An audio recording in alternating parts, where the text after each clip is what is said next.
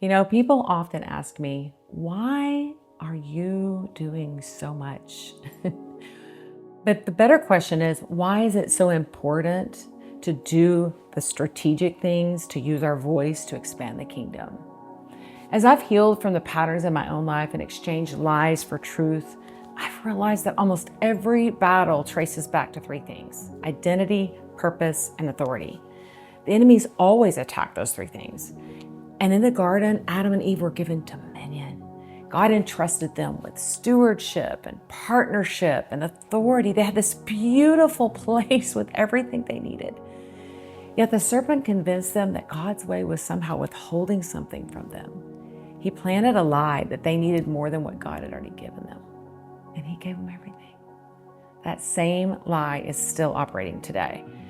And this worship angel, who was the most beautiful angel and had everything that heaven had to offer, he had authority in heavenly places, but pride convinced him that God's position was not enough. He wanted domination, power apart from relationship. He wanted rulership apart from surrender.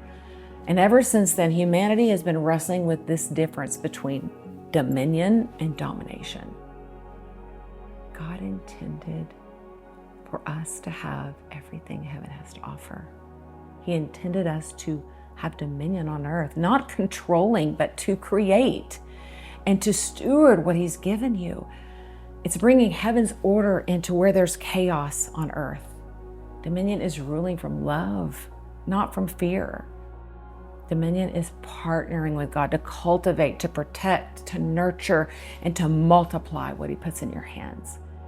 But somewhere along the way, many of us stopped living as sons and daughters, and we started living as slaves. We surrendered our authority. We allowed fear to become our master, and we allowed a culture to define us instead of our Creator. We forgot who we were. We're sons, we're daughters, and we forgot that when we don't know our identity, that chaos follows. And you know why I know? Because I've lived it. I've watched God untangle the lies I believed about myself.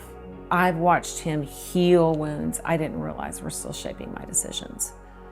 I've watched him reveal places where I was striving instead of trusting.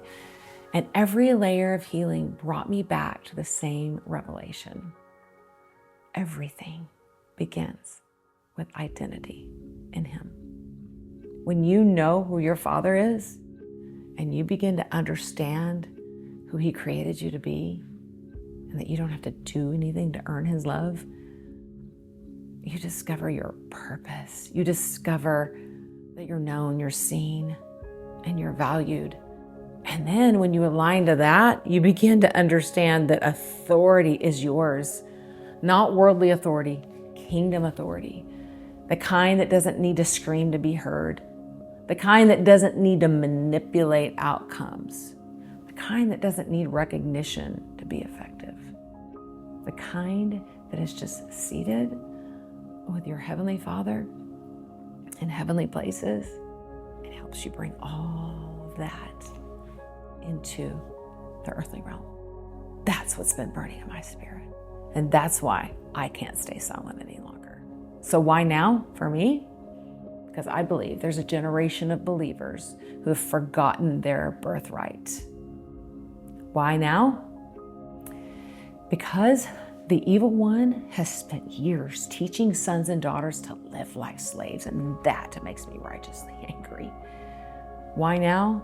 Because people are exhausted from striving when significance was already given to them by the Heavenly Father. You already have it. Why now? Because, y'all, I have seen too much. I've seen victories and I've seen losses. I've seen miracles. I've seen heartbreak. I've seen people who believe. I've seen people who do not believe. I've watched God provide when there was literally no explanation as to why he should have. I've watched him heal when there was no answer, and I'm still waiting for healing. I've watched him turn ashes into beauty over and over again. And it feels like all of this, it's colliding into one moment in time. A moment to rise with the voice of the kingdom, the voice of the King. Not my voice, but his voice. Whether I'm singing, whether I'm speaking, whether I'm talking to someone in the grocery store, it's a voice that calls people back to their identity. It's a voice that reminds them of their authority. It's a voice that awakens purpose.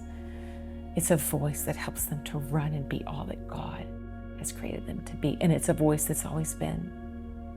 Because the world doesn't need more noise. And it doesn't really need another voice unless it's one who knows how to hear the voice of the Father. People who understand that they don't have to fight for position because they're already seated with Christ. And he's fighting for you. People who know how to partner with heaven and bring what's on God's heart into the earth. What is on his heart to bring it here now? And that's why now. Because this truth is burning in my bones. And I believe there are Esthers, there are Deborahs, Davids, Josephs, mothers, fathers, business leaders, worshipers, and kingdom builders who are ready to stop striving and start ruling with Christ in heavenly places. Not in domination, not in fear, but in the beautiful dominion God intended from the very beginning of time.